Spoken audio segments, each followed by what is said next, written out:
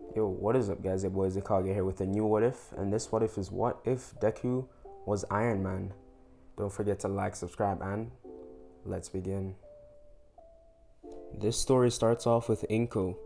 She had just moved in with her husband, Hisashi Stark. In this world, Hisashi is the current CEO of Stark Medicines. This company owns and operates multiple private hospitals around the world and develop their own medicine.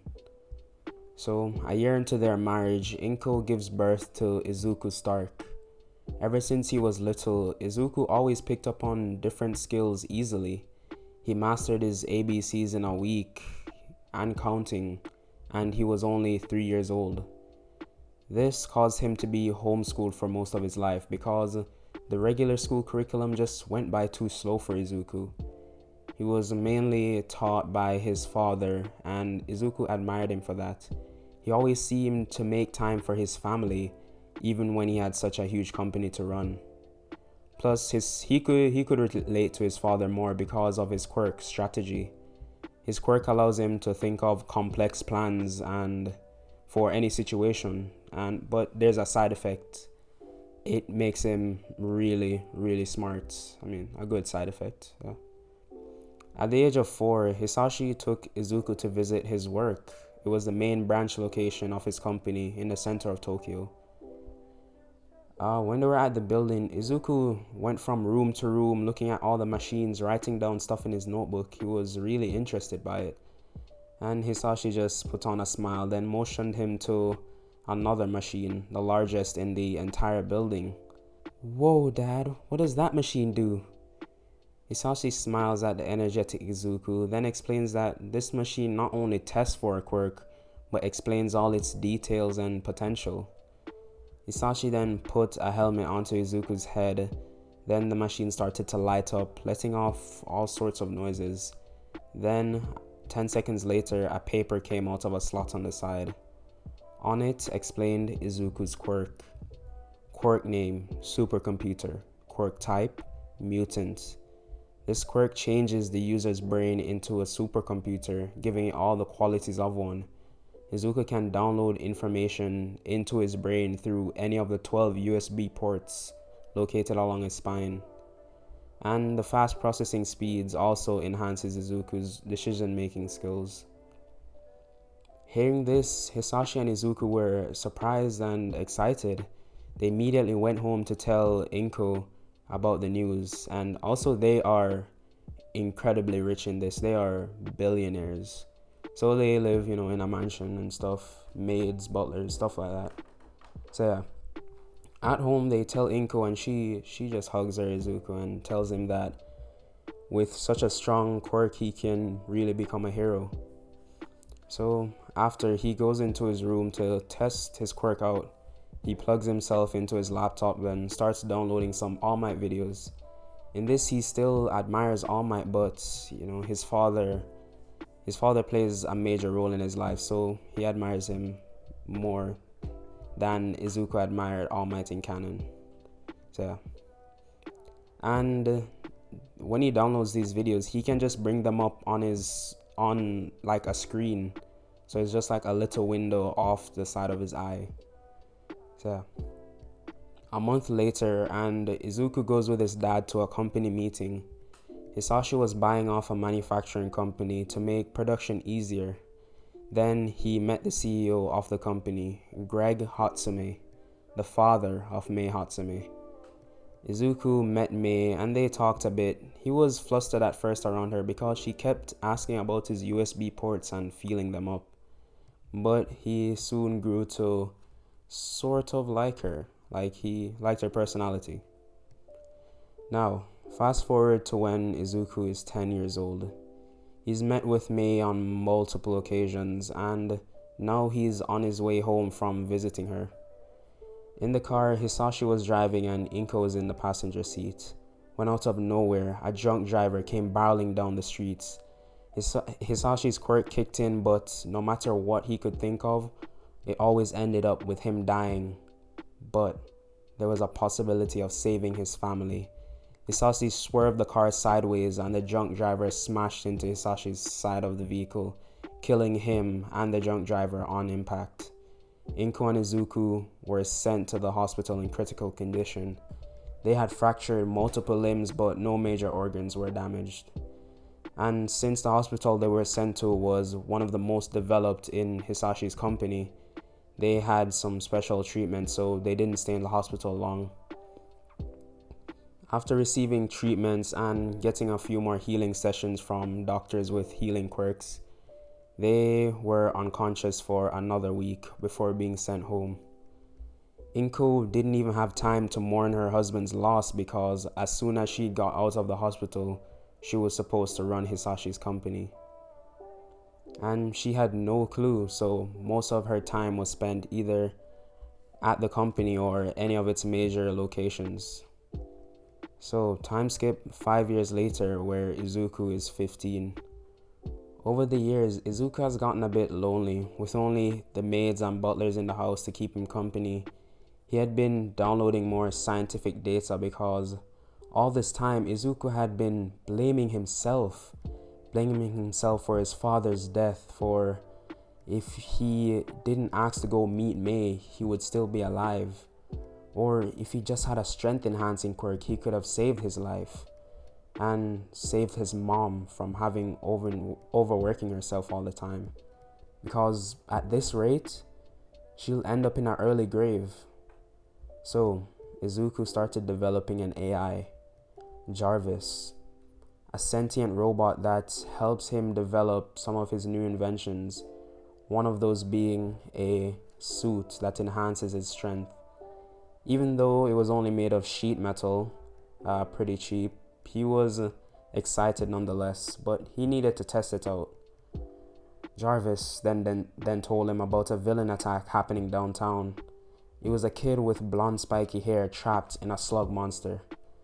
Izuku had the widest grin, then entered his metal suit. And with some rockets strapped to his feet, Izuku lit them and off he went through a hole in his house. Izuku flew through the skies before landing in front of the slug monster, almost tripping over himself because the suit was just too heavy and his 15-year-old body couldn't manage all the weight. He went to punch the villain, but it dodged. But because of Izuku's fast processing speeds, he predicted this and used his other hand to grab Bakugo, pulling him out. The slug monster rushed towards Izuku, but then All Might appeared, punching him away. Izuku let out a sigh of relief. Damn, All Might, took you long enough.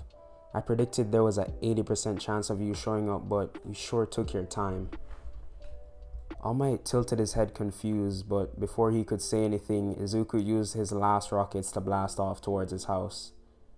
Jarvis did warn him though that he didn't have enough fuel to get back, but he tried and then proceeded to crash at Dagobah Beach. He was dazed but still came out alive. Once he got out all the armor, he saw a hulking figure approach him. Then it just poofed into a scrawnier version. It was All Might. He had followed Izuku to his crash site, and All Might began asking him questions about the suit. Boy, where did you get such a dangerous machine? Izuku basically then proceeded to explain everything along with the capabilities of his quirk. All Might was amazed that this could develop something so complex, and after seeing his heroism, he was thinking of making him his successor, but he wasn't too sure about it because he seemed a bit reckless. Then Izuku began questioning All Might, like, why is he so scrawny? But he already had an idea why, but he still asked. All Might explained his injury, then Izuku proposed an idea. He had actually been developing some nanotechnology that could be used in hospitals in hopes to lighten his mom's workload. Because she works constantly, Izuku is lucky he even sees her once a week. But yeah, the nanobots were only in their testing phase though, but if it was successful, they can autonomously perform surgeries on a molecular level and fix what even the best healing quirks can't. So yeah, All Might wasn't very optimistic, but he had been having treatments from Start Medicines every year and nothing worked, so he was a bit desperate. Plus, this kid Plus, this kid created a friggin' wearable tank, so there might be some hope. All Might and Izuku parted ways but exchanged phone numbers. Izuku then called one of his butlers to carry him home. At home, he put Jarvis on nanobot production while he tried figuring out ways of making the suit more mobile. With his sights set on entering UA, which was 10 months away, he had his work cut out for him. After testing different metals, they all had the same problem. It was just too heavy and not strong enough. And to get anything high-tech in the suit, he would need a power source, but his Mark 1 suit, he just stuck a battery on the back, a car battery on the back. And one thing I didn't mention, Izuku's quirk does have a drawback. Well, not necessarily a drawback, but yeah. If he thinks too hard for too long, then he would start overheating like a computer would when it's put under a large load. So to cool off, Izuku went outside because he could pass out from heat stroke. On his walk, Izuku saw a familiar face, someone he hadn't seen since his father died. Mei Hatsume. She ran up to Izuku, hugging him, when Izuku was shocked at first but hugged back. Hey, Izuku, I heard about what happened to your dad. I haven't heard from you since. What happened? Izuku just brushed it off, saying he had been inventing some new stuff. Mei, being the creative type, began asking him a bunch of questions which just overwhelmed Izuku. But he managed to calm her down and explain the situation. Well, I wanted to create something, but there aren't any metals light enough while being strong enough. So I'm having a hard time. Mei thought about it for a second, then said, well, why don't you just create your own type of metal? And this just lit up a light bulb in Izuku's head. He hugged Mei. He's like, oh my god, you're such a genius. And he thanks Mei, then rushes back home. Mei was just standing there blushing because Izuku had never been so forward. It was a nice change of pace for her. So Izuku spent the next week testing and developing his new metal, but during this time the nanobots were tested and everything came out successful. Izuku called up All Might the next day, and guess who was standing at his door? All Might. The maids and butlers were, cautious at first because this was a strange man at the door, but Izuku just said he was a friend and took him to his basement. It was a huge open space with computers and robots moving from one machine to the next, and Izuku brought All Might to this huge tank filled with water because, the nanobots, they could easily move around in the water, so it was the best way to do it. So yeah, with a bit of skepticism, All Might agreed to the procedure, and he was hooked up to an oxygen tank, then entered the water. He was strapped in so he wouldn't just float around, and the bots began doing their thing. All Might was screaming in pain because Izuku forgot, a major thing. Like, why do you think doctors put patients to sleep during surgeries? But it was a bit too late for that now. All Might was just screaming in pain, but at least it was muffled by the water, so it wouldn't disturb anyone. 5 hours later, and All Might had been knocked out by all the pain, and even though the damage was only 30% complete, All Might's scrawny body began to, buff up a bit. And after another 2 hours, All Might finally woke up. Izuku explained that they'd need to do it 3 more times, then All Might just got a bit scared because what he felt, he doesn't think he was ready for 3 more times. And the reason why they have to do it, over is because all the plastics and stuff from other doctors attempting to fix it, that kind of just made it worse. So after a grueling 3 days, at this point, All Might just wanted to go home. He was tired of the constant pain, but it was worth it. He had One For All back, but he had to train to get back to his, prime self. But All Might pretty much was back. He thanked Izuku. He was really grateful, and Izuku, he was just saying it was no problem. He made a good test subject. All Might was just like, okay, I'm just gonna pretend I didn't hear that. So yeah, so All Might does offer Izuku one for all because of, just as a thanks for what he did. Izuku pondered this. He was thinking that with this he could save even more people. But Izuku had other plans. He took the hair from All Might, because he explained that to give the quirk he would have to ingest some of his DNA. So Izuku just grabs one of All Might's hair. He tried to stop him, but from all the surgeries, he just was in too much pain. Izuku takes the hair and puts it in one of his machines, starting analyzing the DNA, just where he gets the power from, and copies that, and then just, I don't know, gives All Might back his hair or throw it away or something, I don't know. So yeah, and with this, Izuku starts developing a suit with All Might's power. So yeah, that's gonna be quite interesting. Izuku tells All Might that he had other plans with his power, and he could pass on his quirk to someone worthy. All Might says that he's been looking for years for a worthy successor, and he was the closest one to it. Izuku just laughed it off and said, "Well, if you want my opinion so bad, then I might, suggest a good successor for you." He started explaining how his quirk can create multiple possibilities. Just for instance, he could think of, what if so and so had one for all? Then how would they use the power? So he can use his quirk like that. Also, guys, just comment down below, who do you want to have one for all? So yeah, that's up to you. So All Might just says his goodbyes and, thanks him again.